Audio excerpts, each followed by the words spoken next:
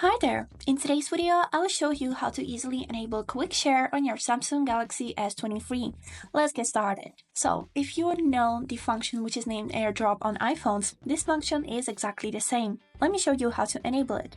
So firstly, we would need to go to the settings, here go to the tab Connected Devices, and here choose Quick Share. Then as you can see here, we got this tab which is named Nearby Sharing. And currently who can share with you, we have set none. By clicking on it, we can change this option.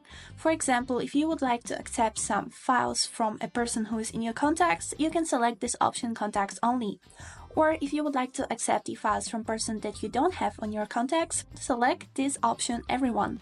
And you can also enable this function, which is enabling this function only for 10 minutes, and after this it will turn off because this function is kind of draining on battery. Now we can click done and your phone is ready to accept the files. And that was it for today. I hope this video was helpful for you and thank you so much for watching.